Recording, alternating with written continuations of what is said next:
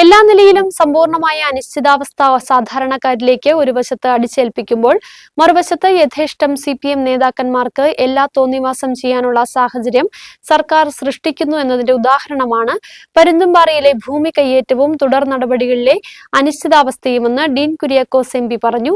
CPM ഉന്നത നേതാക്കന്മാരും അവരുടെ ബിനാമികളും കൂടിച്ചേർന്ന് കയ്യേറ്റത്തിന് നേതൃത്വം നൽകുമ്പോൾ ഉദ്യോഗസ്ഥർ ഇതിന് കൂട്ടുനിന്നു.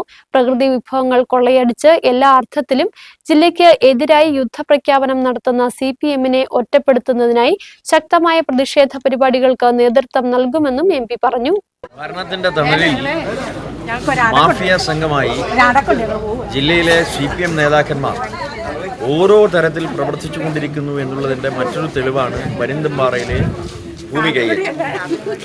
ഇവിടെ പാവപ്പെട്ടവന് പട്ടയം അനുവദിക്കാത്ത ഒരു ഗവൺമെന്റ്, സാധാരണക്കാരന് വീട് വയ്ക്കാൻ അനുമതി നൽകാത്ത ഒരു ഗവൺമെന്റ്, യാതൊരു വികസന പ്രവർത്തനവും ഈ ജില്ലയിൽ നടത്താത്ത ഒരു ഗവൺമെന്റ്, എല്ലാ നിലയിലും സമ്പൂർണ്ണമായ അനിശ്ചിതാവസ്ഥ ഒരു വശത്ത് അടിച്ചേൽപ്പിക്കുകയും മറുവശത്ത് യഥേഷ്ടം CPM നേതാക്കന്മാർക്ക് എല്ലാ തോന്നിവാസവും ചെയ്യുവാനുള്ള സാഹചര്യങ്ങൾ സൃഷ്ടിച്ചു എന്നുള്ളതാണ് പരുന്തുംപാറ കയ്യേറ്റത്തിലൂടെ നമുക്ക് മനസ്സിലാക്കാൻ കഴിയുന്നത്.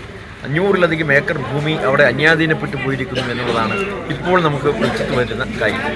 CPM-ന്റെ ഉന്നത നേതാക്കന്മാരും അവരുടെ ബിനാമികളും ഒക്കെ കൂടിച്ചേർന്നാണ് ഈ കയ്യേറ്റത്തിന് നേതൃത്വം നൽകിയിട്ടുള്ളത്. ഉദ്യോഗസ്ഥരുടെയൊക്കെ വലിയ സഹായം ഇക്കാര്യത്തിൽ ഉണ്ടായിട്ടുണ്ട്. ഗവൺമെൻറ്റിൻ്റെ പരിപൂർണമായ തണലിലാണ് കാര്യങ്ങൾ സംഭവിച്ചിട്ടുള്ളത്. തീർച്ചയായും ഇത് എതിർക്കപ്പെടേണ്ടതാണ്. ഇതിനെതിരെ ശക്തമായ പ്രതിഷേധം രേഖപ്പെടുത്തുന്നു.